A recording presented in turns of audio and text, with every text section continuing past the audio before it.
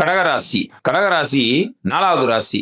இந்த ராசியில தான் குரு பகவான் உச்சம் பெறுறாரு. அப்ப இந்த ராசிக்காரவங்களுக்கு ஜென்ம குரு, அப்ப ஜென்ம வியாழன் அப்படிங்கும்போது வனவாசம் கதை அப்படிங்கிறதெல்லாம் இங்க வேலை செய்யாது. ஏன்னா இங்க குரு உச்சமாகிறாரு.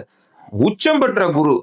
அப்ப கடகராசிக்காரவங்களுக்கு மதிப்பு மரியாதை உயரக்கூடிய ஒரு நல்ல நேரம். ஏன்னா கடந்த சில வருடங்களாவே பாத்தீங்கன்னா கடகராசிக்காரவங்களுக்கு நல்ல பலன்கள் எதுவுமே நடக்கல.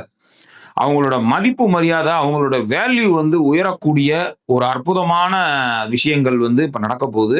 குரு கடகராசிக்கு பாக்கியாதிபதியா இருக்கிறதுனால, பாக்கியாதிபதி ராசியில உச்சம் பெறுறது ரொம்ப சிறப்பு. குலதெய்வ அருள் கிடைக்க போகுது.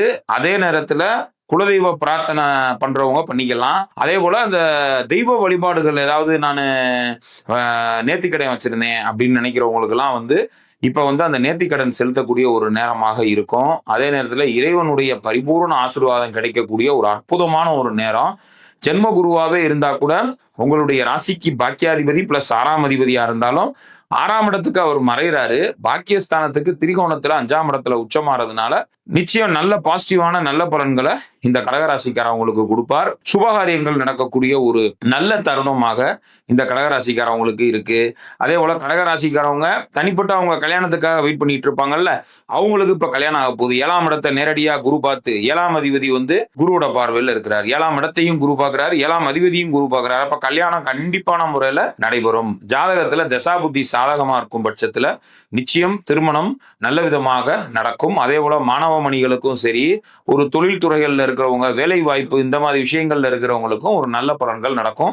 வேலை மாற்றம், இடம் மாற்றம் எதிர்பார்த்துட்டு இருக்கீங்கன்னா கண்டிப்பா நடக்கும். அதே போல ஒரு தொழில் பண்ணிட்டு இருக்காங்க, தொழிலை விரிவுபடுத்தணும்னு நினைக்கிறேன், கண்டிப்பா தொழிலை விரிவுபடுத்தக்கூடிய ஒரு நல்ல நேரமாகத்தான் இந்த கடகராசிக்காரவங்களுக்கு இருக்கு. என்ன இருந்தாலும் ராசிக்குள்ள குரு வர்றாரே, அப்ப சில தொந்தரவுகளை தருவாரே, கவலையே வேண்டாம். சோ இந்த 2026 ஜூன் 1ஆம் தேதி பயிற்சியாக போற குரு, ராசிக்குள் உச்சமாகும் குரு உங்களுக்கு பல நல்ல பலன்களை தரப்போகிறார். பரிகாரமாக வியாழக்கிழமை பாத்தீங்கன்னா தட்சிணாமூர்த்திக்கு நெய்விளக்கேற்றி வழிபடுவது கால சிறப்பு. அதே போல பசுவுக்கு நீங்க வெண் பசுவுக்கு நீங்க அகத்திக்கீரை கொடுக்கலாம்.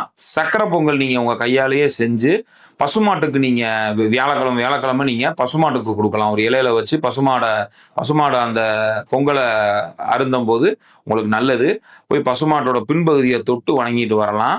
ரொம்ப நல்ல பலன்களே நடக்கும்.